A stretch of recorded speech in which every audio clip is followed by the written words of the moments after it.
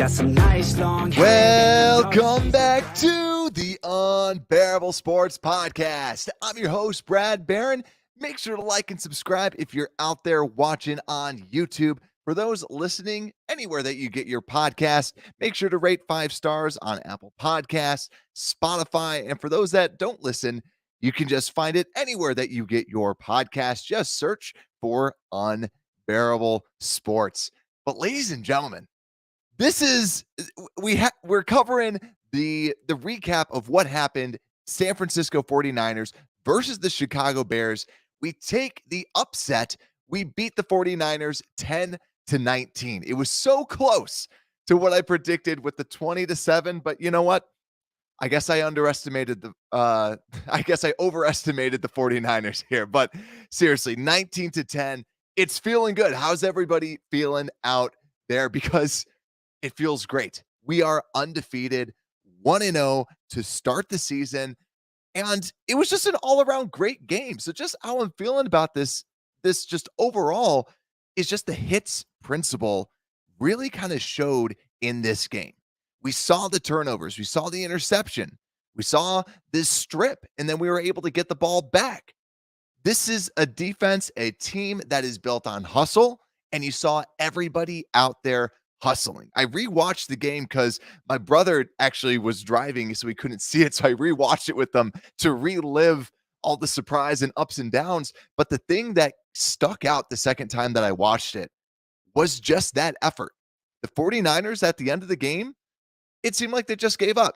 It's like, it's raining, it's wet, we don't want to be here. But the Bears kept fighting, and that's why they won. That's why they won, which should be double digits if we didn't miss those 2 easy extra points. But it feels good, guys. It feels really good. It was the complete tale of 2 different halves where it was 10-0, and then we come back and scored 3 touchdowns in a row. This just feels really good. And it was a really good team win. The offense was able to kind of pick up in the third quarter and the beginning of the fourth. And the defense was able to make a couple good plays. So really, all around, good team win. And how I'm feeling too, I don't know about you guys, but I kind of feel like anytime that somebody gets a new head coach, that head coach, it should be a home game, their first game, because this was just cool. You saw the electric crowd. You saw everybody going crazy. And it's the benefit of being able to play your first game at home, because everybody, like we talked about it in the previews, the reason why I picked the Bears, the reason why a lot of us picked the Bears is because it was home. And we all know, us fans, we are desperate for a winning football team. And here we go, beating a Super Bowl favorite. A lot of people have the San Francisco 49ers in the Super Bowl. And here it is, week 1, weather and all, we were able to grit through it. And I think, too, another big storyline was just the running game. We talked about it in the preview where I didn't like it if it had to be a run-heavy game. And even though it was a run-heavy game, we still found a way to win. That is the sign of a good football team. Overall, as a unit, people that are coming together to win football games. Just great to see. But let's go to the stats. Like I said, this was a run-heavy game. 37 rushes across both teams. 37 from San Francisco. They got 176 rushing yards, 4.8 yards per carry. And us Chicago Bears, we ran the ball 37 times for 99 yards at a 2.7 clip. Not great. But also, to be fair, 3 of those were kneels by Justin Fields to win the game. So there is some of that. But from the passing side, the San Francisco 49ers threw it 28 times, completed it 13, and got 155 passing yards total, was sacked twice for -9 yards. And Justin Fields, 8 of 17 for 121 overall passing yards, but then was sacked 2 times for -16 yards on top of that. So cumulative, only 105 passing yards. So really, we hardly broke 200, and we still were able to win. So we'll break that down and everything else. But before we get into the offense, I want to just talk about the injuries. I always want to kind of point this out. So first off, Bayless was not able to compete. We kind of expected that. I think he was listed as doubtful. So Not a huge shock that the rookie wide receiver was not out there with, I believe, a quad injury when he wasn't able to practice throughout the week. Hopefully, we can get him back for Green Bay because we'll talk a little bit how he can be used very well in this offense and inside of special teams. There was also an injury during the game. Jalen Johnson was a little bit nicked up. Towards the end of the game, he was able to at least come back in and play. It was hard to tell because it was really wet and rainy out there, but he was able to come back. Still want to monitor it because he is our cornerback number one, but nice to see him at least out there. My heart stopped. It skipped a beat when I saw Jalen down on the field. But last little injury I just want to bring out was Lucas Patrick was out there. We saw him. It was this weird guard rotation. I don't know about you guys, but it felt kind of like a preseason game at points in this, where you had different groups of people coming in and out. And with Lucas Patrick being out there with Tevin Jenkins, it felt a little odd. And honestly, I don't think Lucas Patrick was bad. And I don't think that Tevin Jenkins was bad. Actually, I liked what I saw of Tevin Jenkins. I don't know why they still have this feeling. And also a big question with this offense is, do they like Sam Mustipher as the center? That is something that could be out there. I personally would rather want to see Lucas Patrick at center and have Tevin Jenkins at right guard because I think right guard, Tevin Jenkins is your best fit. And I think Lucas Patrick is an upgrade easily over Sam Mustipher. That's why I kind of like that switch because we know what Musty is. If he's a backup, by all means, I'm fine with that. But I really hope this doesn't mean that Patrick is right guard. I hope it's just because he had the club on his hand. But let's go into this offense. So the offense, like I said, only 204 total yards as a unit. So nothing crazy, nothing to write home about. But keep in mind too, this 49ers defense, even though that DVOA doesn't really love them that much in their projections, this has been a unit that has always been consistently top 5. This is an elite defense that we were able to put 3 touchdowns up on. But my overall feeling is that I also love this, and I don't think that this is talked about enough. We didn't really show our hand because I know some of us were saying, I really wish that we had the Packers week 1, because if we have the Packers week 1, then we can kind of unveil all these tricks, unveil the offense. And I think now, because of the bad weather, we can wait till week 2 to kind of show some of these really great plays because I hope at least these weren't our great plays because there was some Matt Nagy plays out there where it was all curls. That didn't make too much sense. So I feel like we still have this entire huge chunk of this playbook that Getsy's going, well, good thing I didn't really show them too much because it seemed like he game planned for the weather, which is nice and what you want to see out of your offensive coordinator. So I really think that we could still surprise the Green Bay Packers next week after they lost to the Minnesota Vikings. Just imagine that, guys. 2-0 Bears and 0-2 Packers. That I might cry. I might shed a tear on the post-game show if that ends up happening. I'll be honest with you guys. That would be amazing. Absolutely incredible. But really, the one thing that I also want to call out, because I want to go through the passing offense and then we go through the running offense. This offense was very good when it wasn't a swamp out there. That was the big thing. Like when we had the whole swamp, when the field was terrible, it seemed like we were trying to force it. It just didn't seem like we had a rhythm to us. Justin Fields was 3 of 9 for 19 yards and a bad interception. That bad interception to Mooney, I don't know what was going on at that play. That was where 2 wide receivers were doing curls and he was doing like a deep curl. I like to hope that it was almost like an option route that he could have maybe gone to the left, but it really does seem like it was just a pure curl. So that was something that didn't sit well. But after that, right after the field dried up, I remember I was watching the game with my dad and I turned to him and I said, like we were talking about it, I hope they have a giant dehumidifier for this field just so we could dry up Soldier Field. And then hopefully we can go out there and start balling, go out there and start playing well.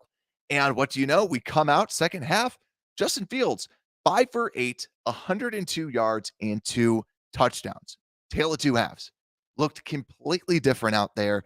And my biggest takeaway for this game is Justin Fields is a baller. Like when I watched it the second time with my brother, we looked at each other and we said, imagine this imagine Fields with a great offensive line. Imagine him with an absolutely great wide receiver core.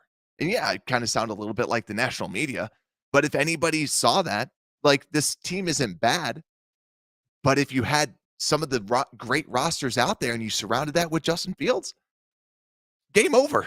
Game over, NFL, because you saw him put this team on his back. The way that he was running it towards the end of the second quarter, where it just seemed like he's like, I just have to do this myself. Just grabs the ball, runs for almost a first down, takes another ball, like kind of breaks away from some people, starts running for some yards because nobody was doing anything out there. It just shows that he has all the tools, all the things that you need. And if the offensive line can get better, like what J Rock's saying in the comments, they can step up. And also, yeah, we ran it way too much out of the shotgun. Let's switch it up a little bit more. And also, I believe that I was reading an article from PFF, and they were talking about how the Bears were passing it a lot out of 21 personnel. So that means whether it was two tight ends on the field or a tight end and a fullback. So you could say, well, they were trying to trick them. So fair enough.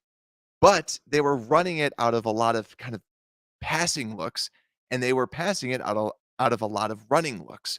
So that could be part of the reason why we didn't see a lot of running production out of this team. But really, just bravo to Justin Fields. I think that there was a couple bad passes, nothing outrageous, but I still felt the way that he can escape the pocket, the way his speed that he's got too, it's just different. It's just next level. When people say we've never had a quarterback like Justin Fields, we have never had a quarterback as talented as Justin Fields. So it just makes me excited that he's the leader out there.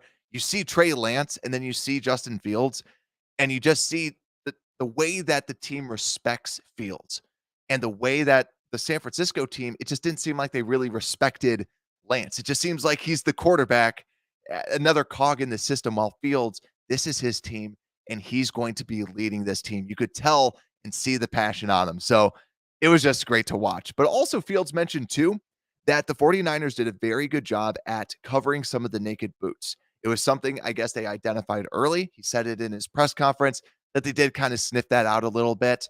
So, yet again, you're playing very similar to the Shanahan system. They know how that is, so they can defensive game plan around that. So, credit to D'Amico Ryans, their defensive coordinator, but still, we were able to come away with the dub. Let's switch over to this offensive line a little bit more. Yet again, Braxton Jones, we said it in the preview. We expected Braxton Jones to probably give up a sack, and he did. And honestly, we look here and we have the same number of sacks as San Francisco, 2. So to me, here, I know San Francisco was expecting 4 or 4 plus. Coming away with 2, that's a win. But it's not just the sack number. I want to watch it again because it always seemed like the pocket around him was collapsing and he had to get out of there and he had to make moves. So credit to Justin Fields, but this is where I want the all 22 because there was so much congestion going on at that offensive line. I don't think it was a terrible performance at first glance, but it's still difficult because it seems like Larry Borum, he always likes to eat the blocker, so it kind of pushes back at Fields, and it kind of shakes up Fields a little bit. That's just something that I've kind of noticed with those two. So, but overall, you didn't have a Joey Bosa breakout game going for multiple sacks, going crazy. So I'll take 2 sacks any day of the week when you're going against the defense this great. But yet again, we'll look at the pressure numbers. But one early little stat, PFF doesn't have their complete numbers, but I did see that they gave Tevin Jenkins an 81.7 overall grade. So yet again, why do we keep trying to replace Tevin Jenkins? Remind me, like, he's a good player. Keep him out there. Like, I like this coaching staff, but seriously, just keep Tevin Jenkins out there. He's showing that he can do good things, and he's showing that he's a good run blocker. So let him do that. But let's go through just the running game. So, like we were talking about before, this running game did not get a lot going, 2.7 yards average. And Khalil Herbert played well. Averaged 5 yards a carry, 9 carries, 45 yards, 1 touchdown. David Montgomery, 17 carries, 26 yards, 1.5 yards a carry. To be fair, David Montgomery at the end of the game we're just trying to run down the clock. You could tell he kind of felt uneasy with the surface because it was all wet. So that kind of gave him some negative. But overall, though, 1.5 is just unacceptable. And Justin Fields, 11 carries, 28 yards, 2.5 yards a carry. Yet again, probably add 3 extra yards and subtract 3 carries so that you get his true carries. But still, this wasn't a good running game for the Chicago Bears. There wasn't a lot of holes out there. And my biggest issue was that it seemed too predictable. My biggest my biggest pain point was just the play calling. And I tweeted this out for those that follow me at Unbearable Sport on Twitter. To me, it's like stop running the ball on second and long. I forgot what the term is, but like in the analytics community, they just call that like a wasted play because the analytics just kind of say if you just run it there, just pass it. Like just go for it. Like it's better to just run on first. You don't want to be too John Foxian, if you will. But whenever we ran it on second, it just didn't seem to work. It seemed like we always were trying to go for a screen or a run. And it just seemed like they could kind of load the box. It was very, very difficult for us to get anything going.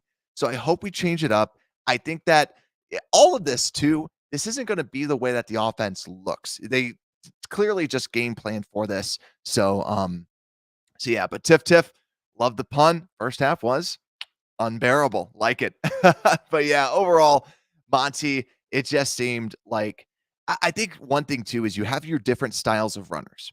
And Monty is I'm gonna make you miss, I'm gonna break tackles.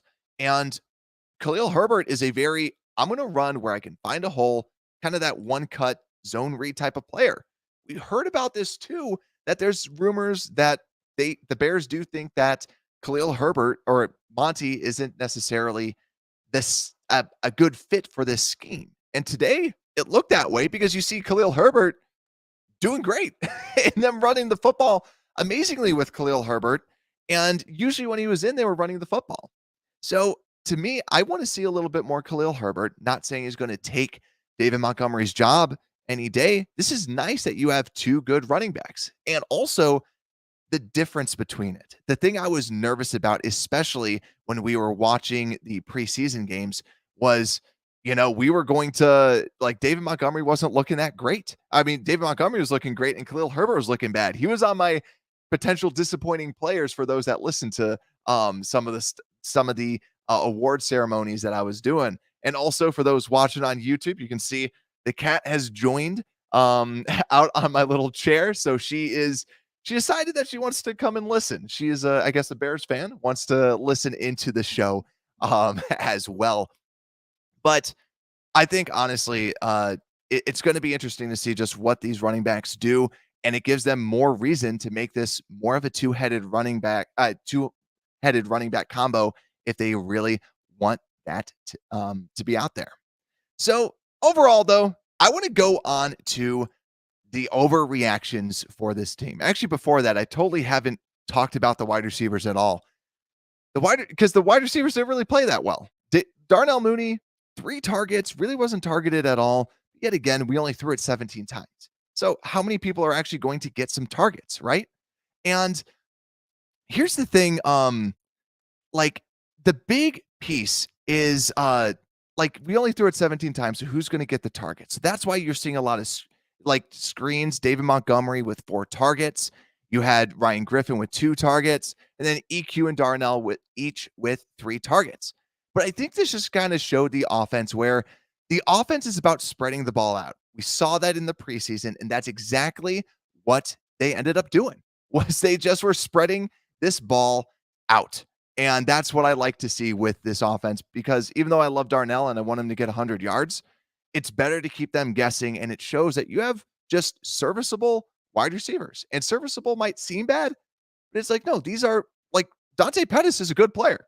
He showed it, catches the ball, runs it there, and was able to do well. So I liked it. I liked it overall, and I can't wait to see what it looks like with good weather overall. But let's go to overreactions. Normally, for those that watched us last season, this was kind of like the red hot takes. So what I wanted to do was I wanted to kind of scour a- out and just see some people, and I didn't quote any of these tweets, but just some overreactions that I might be feeling or that I saw out in the Twitterverse that I wanted to kind of bring up. So we can kind of say these overreactions and then we say how hot or how cold some of these takes are. Um, so first overreaction, because I saw this, especially the first half. We have another bad play caller. That was the that was the hot take that I saw out there. I saw a lot of people saying, "Do we have Matt Nagy 2.0?" And for me, when I get that hot take, to me, no.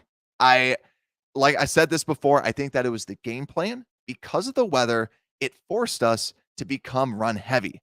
Do I agree with some of the calls that they did? No, but I think because of the weather, they had to change up this game plan. They had to change up this offense. And because of that, you can't say that this is a bad play caller. You can't say that because it's a different game. It's a completely different game when you're playing in a swamp than playing in a dome, aka Arlington Heights, and you are protected. So that's why to me, I think overall, to me, this is where I think that this play calling was good.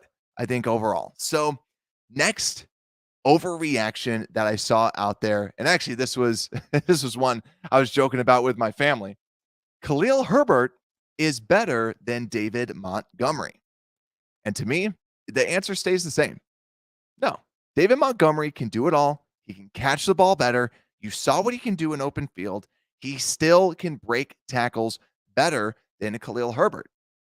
But these guys can do so much out there. They can break tackles. They can really like in Khalil Herbert's such a straight line player, straight line runner where he's just no nonsense, it seems. I like the dynamic, but still, you look at the raw talent of a David Montgomery, and I don't think you could say that David Montgomery is better than said Khalil Herbert. So, but also last overreaction that I saw out there as well um, is that Fields has absolutely no help. That was the other overreaction that I was seeing out there. And it's true to an extent. Like what I was saying before, he doesn't have one of the greatest rosters of all time.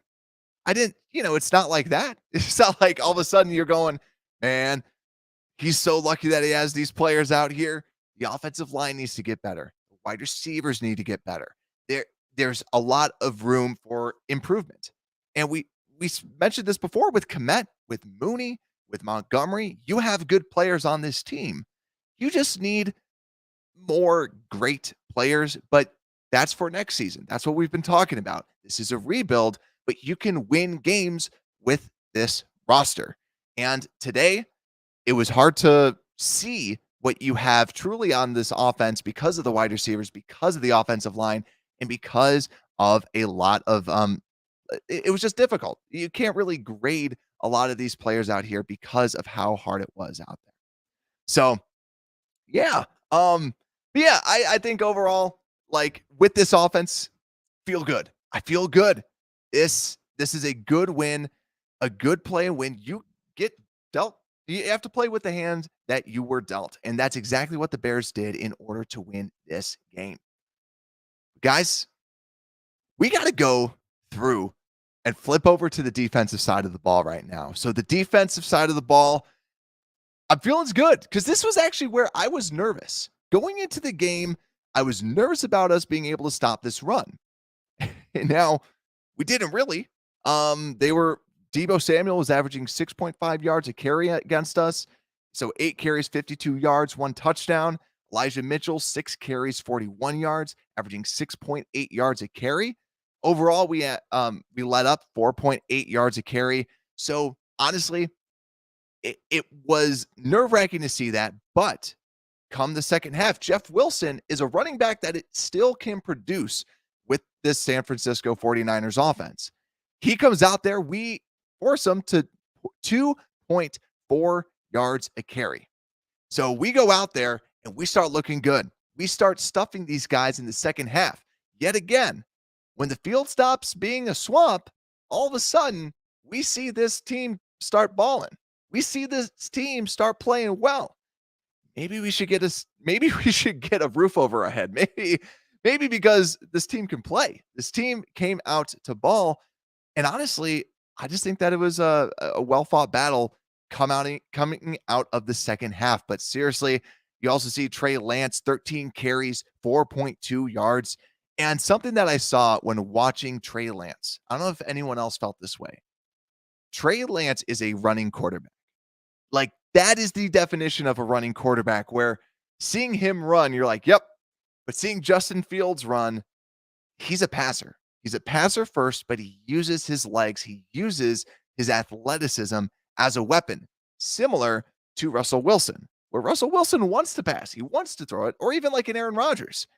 These guys can run, but Justin Fields has that next level running athleticism that you see out of a Lamar Jackson, that you see out of a Trey Lance. But we were able, we have someone that wants to focus on passing, that is more of a just normal passer. But really, the running defense, we flocked to the ball. We forced a fumble. That's what this defense was all about, and that's exactly what we did. So yeah, the first half, not great, even though that we knew that they were going to be running the football. It was a difficult first half for us, but then we came out and we were able to stop them. I wish we could have stopped Trey Lance a little bit more, but that just is difficult. But I'm looking at this defense too.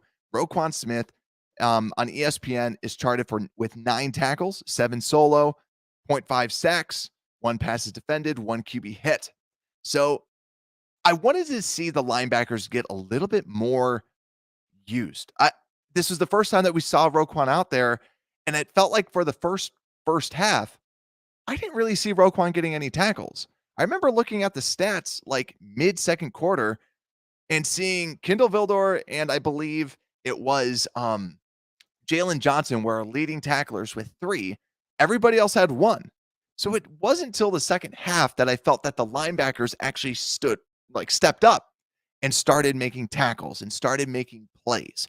And that's something that I really want to watch the all 22 on, to see where were these linebackers? Like, where were they sitting at? Because the first half, it seemed like we were having Eddie Jackson have to make tackles rather than Roquan Smith or a Nicholas Morrow. They just didn't seem to be around the ball as much as they were in the second half. So yet again, I want to rewatch that, but I wasn't too impressed with these linebackers for the Chicago Bears. I want to see more tackles out of them. Yet again, Roquan redeemed himself second half, but you got to start off a little bit hotter at the very beginning. So little critique, but I was just expecting a little bit more out of this linebacking core. But let's switch over to the coverage, because the coverage, it's hard to tell with the weather because there's some slipping. You could tell that some people were a little bit nervous about their footing, but Eddie Jackson, is he back? Eddie Jackson's got the interception, the dive out there. I thought he was going to bring that sucker back, because you see him running, you see him like all going for it. You see everybody else wanting to go with them, wanting to block for him. He was so close, but that's exactly what we wanted to see. I hope that what happens is that what he ends up doing is, I hope that now that he's got that interception, he can kind of shake off that rust.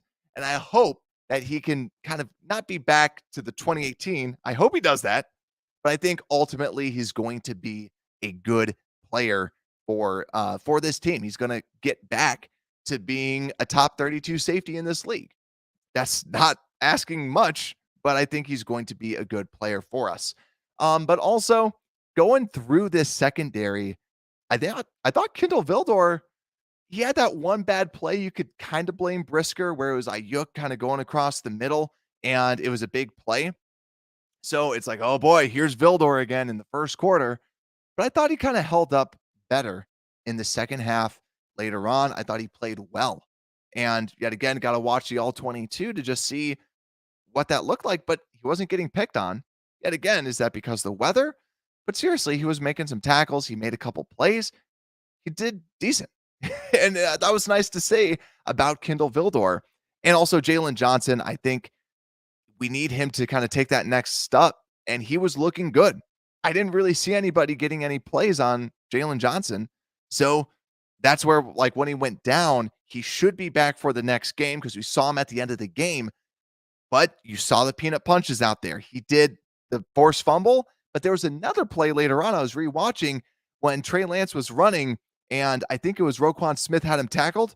You saw a quick little jab from Jalen Johnson. They're bought into the hits philosophy. They're bought in to trying to make big plays. Last little piece about the coverage, at least. Brisker and Gordon are still rookies. They're still rookies. Brisker made some good plays, right? He blew up the backfield, made a tackle, but there was a couple plays out there that Brisker missed some tackles. When Trey Lance got that, like 3rd and 20 QB draw, Brisker should have been making that tackle. He went for the strip rather than trying to make the tackle. There's a couple other plays there too that I noted that Brisker just didn't tackle. Is it a big concern? Maybe a little, because his other game, he didn't do that. We know he can tackle. That's the thing. That's the thing that's frustrating. Is like he can tackle, but I just want to see him wrap up. I just want to see him make some of those plays out there because he makes the splash plays, but you just want to see that consistency rounding out his game. But then the only other thing with like Gordon, we saw him make a couple good plays, but the thing that gets me a little bit nervous was that deep ball. Yet again, I want to watch the all 22. It seemed like they were kind of running a cover 3. And it just seemed like Gordon was kind of like, yeah, there's a guy behind me, but I'm just checking to see if there's anything going on in front of me too. And that's where it just looked gross. It looked like, is that Eddie Jackson's guy? Like, were they doing cover 2? And he's supposed to take that deep half, and Gordon was supposed to play under. That's just something that I want to watch out for. But it seems like it was more of a mess up on Gordon with anything else. So, yeah, so right out here, Brisker working on tackling. Yeah, tackling angle, missed a couple for sure.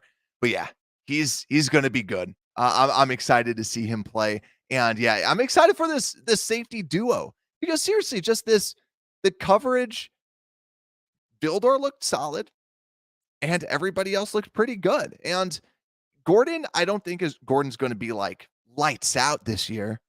But if he's playing solid, Vildor's playing solid, and you have Brisker making splash plays, Johnson making splash plays, Bojack making splash plays, this defense and team is going to be hard to play.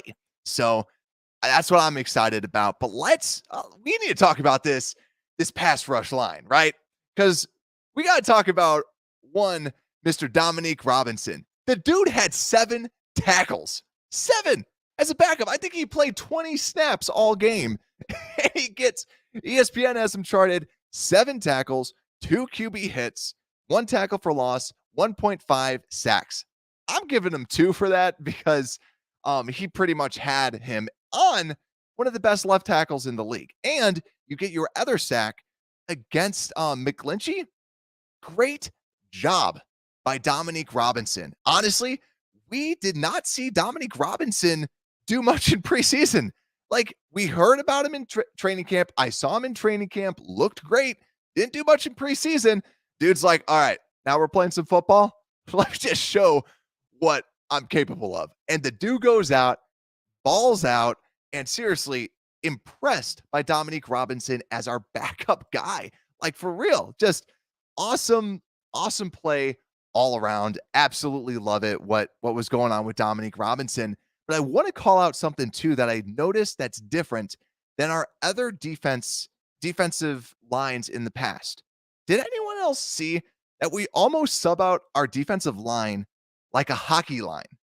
You know, like before it seemed if one person's tired, they would just kind of sub out one person and be like, okay, you take a couple snaps and they'd like take you out. It seemed like they had the starting line and then they had the backup line. So it kind of gave more of that preseason vibe. And maybe that's the way that they want to roll it out. Like, so you know where your guys are, you know where everyone's at, because you had Robert Quinn, Justin Jones, um, Blackson and Muhammad.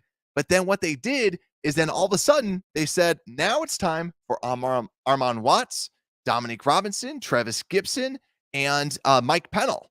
And they just subbed all four of those out there. And then sometimes they kept a Robert Quinn out there just for the passing situations because he's your best pass rusher out there. But it was interesting. I really like that because it gives that continuity a little bit. It's different. But I will say too, Armon Watts impressed me. This was the first time that we really saw him. I thought that he looked good out there. I thought that he was a solid player. He gives you that good depth at that three technique. So when Justin Jones is out, you're not skipping a beat. And seriously, thank you, Vikings. Armon Watts is looking solid. I really liked what I saw out of this line. I saw them kind of knife through a couple times. I still think that they could take a step forward, but it's always hard. You can always kind of blame the weather. It seemed like Travis Gibson had little Barney Rubble feet, kind of going really quick sometimes. So I'm excited to see. Yeah, Mike out here saying Watts even snuck in backfield a few times. Saw that. Red Skull's asking, didn't Brisker get a fumble? He picked it up, but it was Jalen Johnson that popped it out. Real quick to see his little punch. But yeah, he kind of like Brisker was kind of tackling him, but then Jalen did a little punch. And Robinson Bear clawed Lance for that first sack. That sack was so cool too, just because he grabs the jersey, starts twirling him around, drags him down eventually. Just great. It was awesome to see, awesome to watch as a whole. And this defense, I want to see it against the Packers because Aaron Rodgers, we just got to see what happens when you go against just like a normal environment, but also going against another good offense, to see what can we actually do. And hopefully we can stuff the run a little bit better because they're going to be more running rather than trying to get to the outsides. 49ers are built on the run. It's hard to stop them. So I don't fault the defense too much, but hopefully we can just kind of continue to get those players out there. So let's go to some overreactions.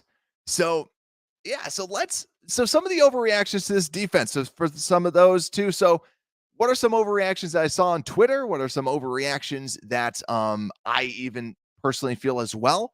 I see people saying that defense is back. Is that an overreaction? Is that too hot? Is that too cold? Or is that just about right of a take? And I don't like the whole is back because it just assumes that we're going to be back to the 2018 ways of being the number one defense. I think that this defense, I don't like this term is back. This is a new defense. This is a brand new defense that we are establishing with Alan Williams and Matt Eberflus. This is a different look. And it's not that it's back. It's just that it's real. That what we've been preaching, what Eberflus has been telling his team is sticking. So that's where, to me, I feel like it's not back. It's just showing that, hey, you know what? Like, this is a new defense. Do I think that this is a top 5 defense? No.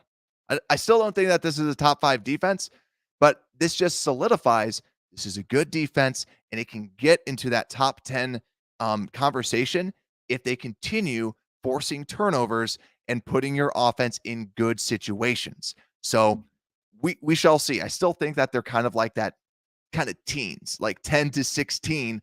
But if they can continue to turn the ball over, you're just going to see some better and better things. But second overreaction that I have out here, this Roquan showed why he isn't a top linebacker today. So that's a big reaction. That is a big overreaction to Roquan not showing that he isn't a top 10 linebacker. I had that feeling in my gut watching him a little bit, just because you saw some of the plays that some other linebackers did, but it is one game. And I think later on, I felt the linebackers played better. And he even kind of did a little breakup, but I jokingly said to my brother, I was like, you know what? If he was 1 inch taller or like 1 inch bigger, like the prototypical size for linebacker, That's a pick. Like in all seriousness, that's a pick. When the ball went right between his hands. I just feel like when you watch this game, he's a good player, but is what's that next level? Yet again, I want to see more tape. I think it's way too early to call, way too early of a reaction. That's why it's called a overreaction. But the last overreaction, nothing too great, but I saw a lot of people like pumping up that we only allowed the 49ers for 10 points. That this defense, kind of going back to that defense, is great because we allowed 10 points. I like living in the moment. I like enjoying things. I love that we only allowed 10 points. We did allow a good handful of rushing yards, but the fact is a fact. We allowed 10 points. It was raining, and I think that's what contributed to it and helped out with only allowing for 10 points. Do I think that this means that the defense is bad? No, but I think that this allowing 10 points, it's good. It's what you want to see, and this is why turnovers are so powerful in this game. But really, overall, defense came to play. You saw this team play. Just a great team win, 10-19. But guys, we've gone through the offense and we have gone through the offense and defense. So it is the special teams review. I know that everybody's been waiting for this special teams review because we learned a brand new rule today. And that brand new rule is you can't wipe up water off of the ground. God forbid you bring a towel out and you wipe up the floor. Now I think it was like Nicholas Moriano or no, Will DeWitt posted something from CHGO. He said something like it didn't seem like it was really in the rules, like it was a violation, but still, like how weird was that? That like who does that? Who brings out the towel? I know what he was trying to do, but it's like you can't blame. Like I don't blame Gil for doing it. Like it was weird, but I don't blame him. And maybe Santos even like said like, "Hey, go do this. I need this help." But Santos, don't be so picky about the field, man. Just play. Like it seemed maybe it was part of that. Like maybe maybe he wanted it. He wanted it a little cleaned up. But overall though, yeah, it was a dumb penalty. Took us out of field goal range. So I want to just tell this to everybody else too, because this reminded me too. Rewatching the game, you're going to get that. If you know any 49ers fans, they're going to tell you this. They're going to say, well, you guys only won because we had a lot of penalties. Well, yeah. And if you look back at it, the penalties that they committed were all legit. Like, well, oh, that one person didn't really push off. Like Ayuk didn't really push off. He stuck his hand out completely out there. And what's the ref supposed to do? I was an umpire growing up, and I hated when you had to like call someone out from a tag because you can't see the contact that well. Sticks out the arm completely. It's a penalty. They're going to call that every single time. But also, too, the Bears ended up scoring 2 touchdowns because what should have been a fourth down, they had the face mask. And then what should have been another fourth down for the Bears was when they did the defensive holding. So the face mask was a dumb penalty, gave us more life, and we scored a touchdown. But then also the defensive holding, it should have been a fourth down, but also you can't necessarily say it should have been a fourth down because you don't know what Pettis was supposed to do because he was getting held the whole time. So that's where, to me, I just wanted to call those out just so you guys know. But you could also fire right back to your 49er friends and say, listen, we should have had a field goal, but we didn't know that it was that you can't bring a towel out to wipe up the ground. So just wanted to kind of bring that up, at least like rewatching it going, oh yeah, they score on this drive, big game changing penalty. And that's why for this team, penalties are so important. Don't turn the ball over and you don't have dumb penalties, you're going to do well. Let's go back to special teams. So yeah, don't wipe up the field when it's wet. Santos misses 2 extra points. Just seemed off today. Just, 1 of 3 for kicking the extra points. Just seemed very off, seemed very distracted with a lot of these players. So, but I will say this too, just about the returns. I thought that Ebner played pretty decent when returning the kickoffs, but I will say honestly, from my perspective, I want to see Velus Jones out there. I think a healthy Velus, like in the punt return, Dante Pettis is a good punt returner. It seemed like he was in his own head because he wanted to prove something to San Francisco and took a bad where he should have fair caught it and just kind of ran backwards, gave us bad field position. But I just feel like with Velus out there, you have a weapon. You have somebody that can make people miss, that can take a yard and go all the way to score a touchdown. So I really want to see Velus out there because I think he gives you a different dimension on that in that third phase, in that special teams unit. So I'm excited to see him. I hope that he can be out there and be healthy. But guys, let's go to our final player of the game. So now I have to give out these player of the game awards out to some people, and I had to go offense and defense. So offense, these are both pretty easy to make. Offense for me is Justin Fields. Justin Fields, player of the game. The dude put the team on his back. The way that he was running out there, the way that he was making plays, you could put him behind anything, and he was going to get that win. That's why he's QB1. That's why he's the leader. That's why he's the better quarterback on that field. So I really liked him out there. I liked how he was making plays. And last but not least, defensive player of the game, Dominique freaking Robinson. Man, 1.5 sacks, should be basically 2.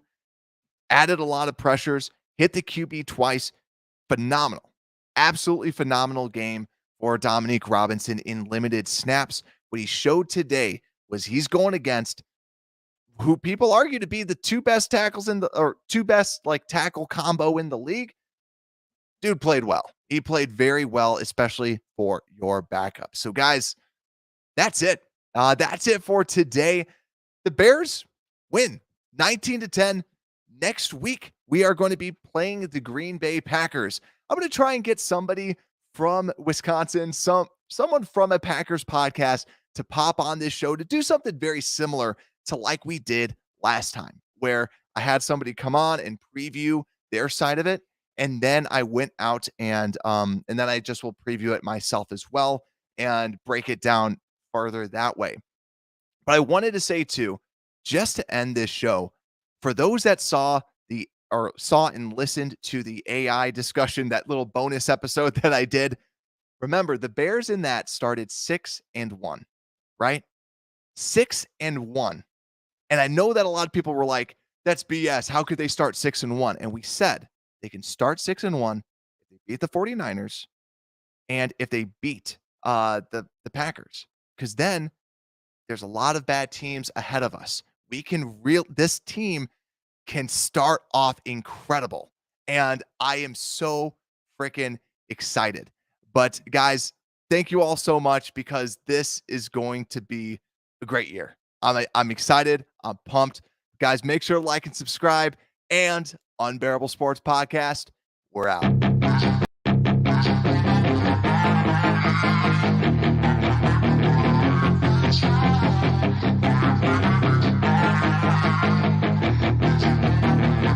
Yeah, she's got some nice long hair, and you know that she's a bad chick. Thank you for listening to this Belly Up Sports Podcast Network product. Some said we go belly up, so we made it our name, and we're still here.